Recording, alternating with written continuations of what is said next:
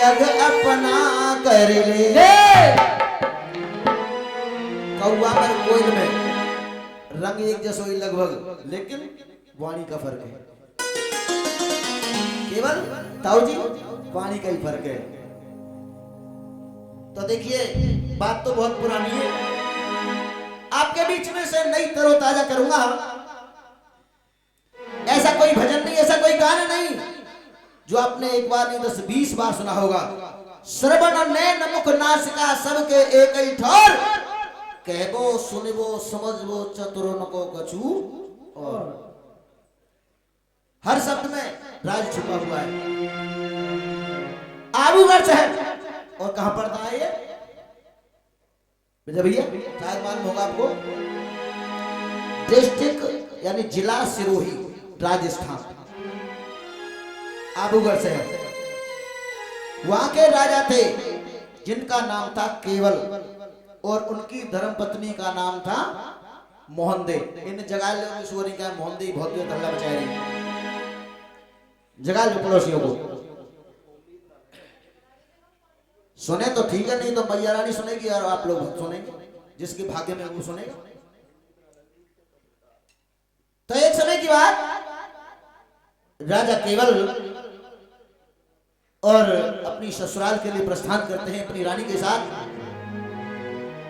कुछ से वहां समय व्यतीत किया, उसके बाद वापस आने लगे।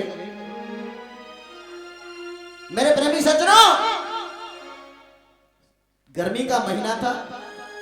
एक सघन वृक्ष देख करके, जैसे एक बर का पेड़ होता है बड़ा सघन यानी गहरा, जिसकी छाया बहुत अच्छी होती है, उसको देखा और रानी मोहन से कहने लगे, हे रानी आओ थोड़ी देर विश्राम करेंगे, उसके बाद चलेंगे।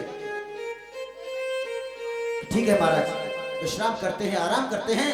और रानी मोहन राजा केवल के पैर दबाने लगी, क्योंकि पतिव्रता माताओं का यही लक्ष्य होता है। और हमें इन जागरणों से ये सबक मिलता है, निर्देश मिलता है। माता बहनों से निवेदन करूंगा किस बात को ध्यान रखें कि हमारा धर्म और कर्तव्य क्या है। पति के प्रेम, पति के प्रति यही मिलता है। हमें रामायण से क्या सीख मिलती है? क्षत्रियों को क्या सीख मिलती है कि हमारे पूर्वज, हमारे बुजुर्ग, हमारे वंशज क्या करके गए हमारे लिए, हम क्या कर रहे हैं। रानी मोहनदे पैर दबाने लगी। राजा को थोड़ी निंद्रा सी आई, आराम सा हुआ। उसी क्षणों में एक घूमता हुआ मृग और वहां आता है। राजा केवल की उस हिरण पर नजर पड़ी। रानी मोहनदे से कह रहे, हे रानी, मेरा दिल कुछ ऐसा कह रहा कि मैं इस हिरण की शिकार करूं। रानी ने कहा, महाराज ऐसी आपकी आज्ञा। जो कि शादी में बंधन जब बनता है, 7 फेरे होते हैं, तो अर्धानी को पूछना चाहिए। पत्नी कभी आपको अड़चन नहीं देगी, ये मेरा दावा है। पूछना जरूर चाहिए, लेकिन अगर नहीं पूछोगे आज भी अपने घर में, तो अपनी चला रहे हैं। विजय भैया, हर बात समझना मेरी बात को, लेकिन पूछना चाहिए। रानी ने कहा, महाराज जैसी आपकी इच्छा। कि ठीक है। राजा घोड़े पर सवार होते हैं और बागर को डाल दिया, यानी जाल को डाल दिया, और हिरण के पीछे पीछे दौड़ते हैं, घूमते रहे, और उसमें एक बाण मार दिया और वो हिरण धराशायी हो जाता है, गिर जाता है और प्रभु को पुकारने लगा। आइए देखिए पहले क्षण के माध्यम से और किस प्रकार क्या।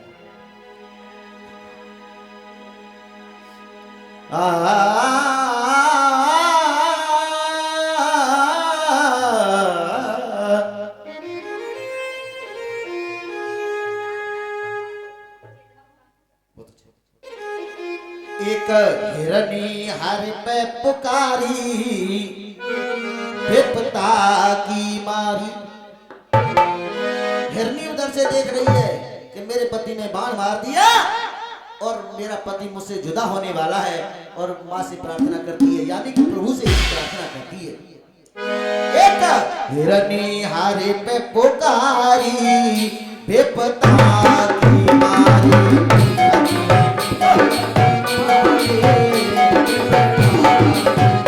एक हिरनी हारे पे पुकारी बेपता की मारी।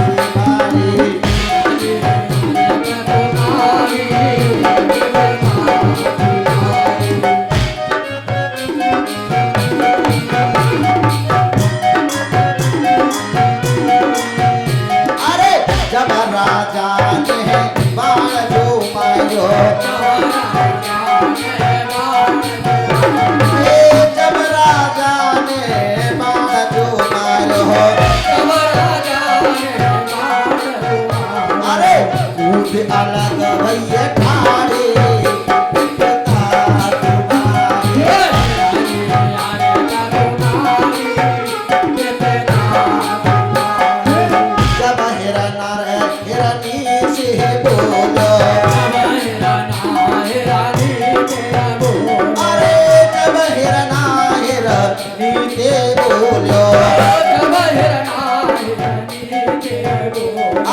सुन ले नारे हमारे बेपता की मारी।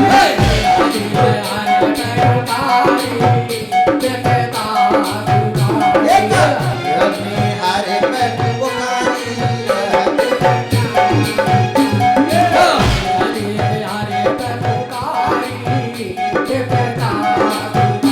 अरे हरि के याते चुगोरी में बटे गयो मुखिया जी,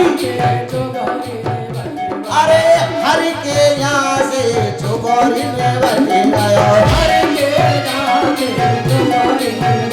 अब आ गई मौत हमारे पिता की मारी।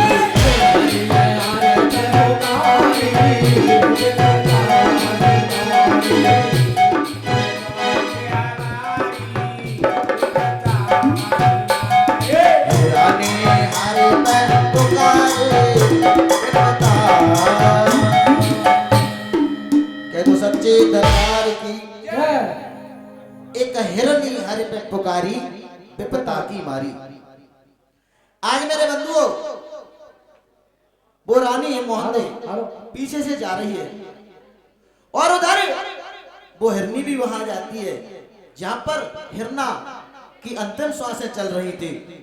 राजा वहां खड़े हो जाते हैं, वो हिरन, और राजा से कहने लगा, अरे राजा तूने मुझे मारा है, अच्छा नहीं किया है। हिरनी बोल पड़ती है कि मुझे आज विधवा बनाने वाले, मेरे पति को मारने वाले, मैं तुम्हें श्राप देती हूं कि तुम्हारे जन्मों जन्मांतर संतान नहीं होगी। कह दो सच्ची दरबार की जय। ऐसा श्राप दिया, लेकिन रानी मोहंदे पीछे से हाथ जोड़ करके विनती करने लगी, बहन मेरी बात सुन।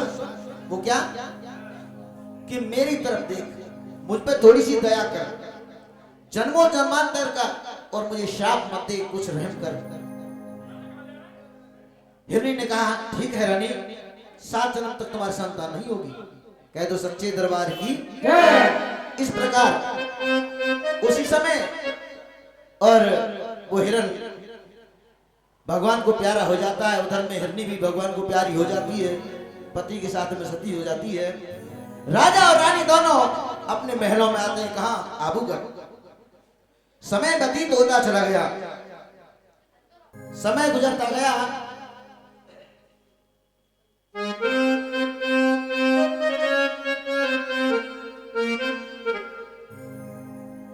जन्म जन्म का साथ है हमारा तुम्हारा, हमारा तुम्हारा। कौन कह रही है? रानी और राजा दोनों में वार्तालाप होता है। हे पतिदेव, हमें श्राप तो लग गया है, लेकिन वो भी 7 जन्म तक हम तुम साथ रहेंगे, मरेंगे तो साथ मरेंगे, जिएंगे तो साथ रहेंगे। जन्म जन्म का साथ है हमारा तुम्हारा, हमारा तुम्हारा।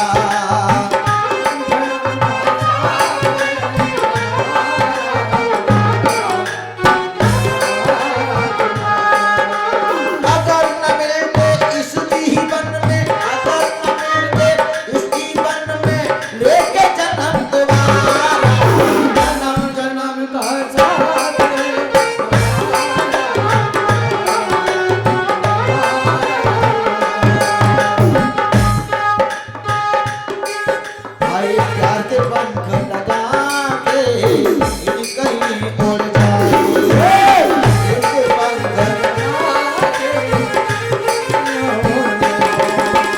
अगर न मिलते इस जीवन में, अगर न मिलते इस जीवन में, लेके जन्म तुम्हारा, जन्म जन्म का साथ है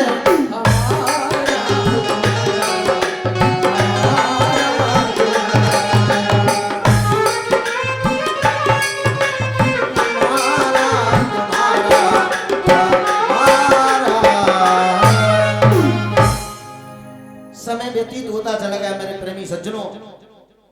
राजा और रानी बड़े दुखी हैं, घर से बाहर नहीं निकलते हैं। कोई भी बात किसी गांव में अगर ऐसी ऊंच नीच हो जाए तो इंसान बड़ा अंदर से घबराता है कि कानो कान कोई हमारी इस बात को न सुन ले, क्योंकि जो हमें श्राप लगा हुआ है और हम कहीं जाएंगे तो हमें निर्वंशी कह के पुकार आ जाएगा, और गांव में तो आज वो कह दें कि ऐसे कौन से निर्वंशी को मुंह देख ली जो होता है तो रोटी ना मिले। मुनीम जी, प्रधान जी, ऐसे कह देना, कह दें कि आज कौन को मुंह देखो है, क्या होता है तो रोटी नसीब नहीं मिले, होता है कभी कभी। तो राजा रानी दोनों बड़े बेचैन हैं। रानी ने कहा महाराज जो होगा वो होगा, तो देखा जाएगा, समय की बात है, इसलिए तो कहा है समय समय को जानिए, समय समय को जानिए, और समय समय को फिर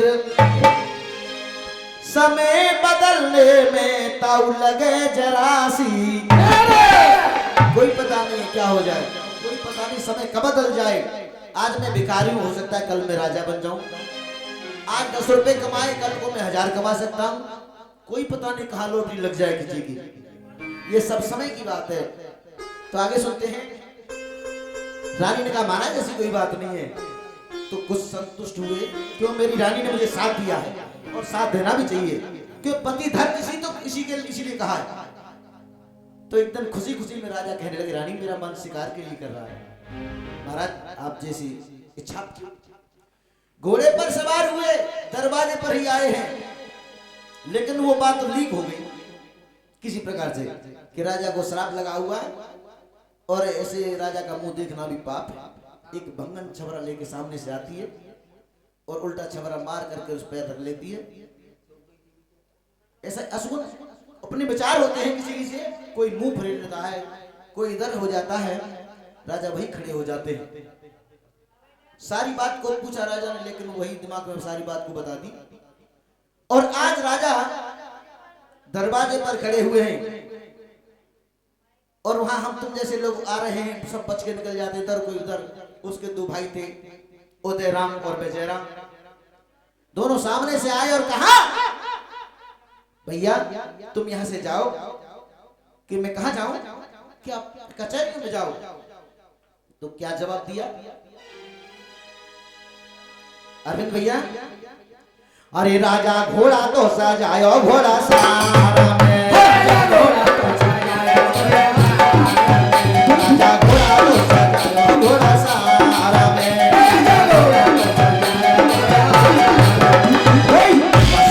जो हथियार रे, जो हथियार रे, बोलो बोली घोड़ा तो सजायो घोड़ा,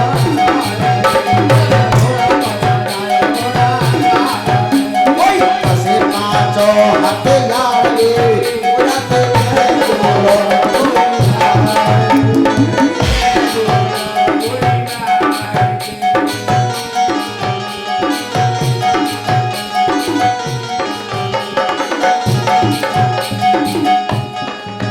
राजा पाम पाए में दे दियो, हम ते भयो असवार रे, ओ तेरो हीरा सो जन्म मोई गयो, तेरो हीरा सो सच्चे दरबार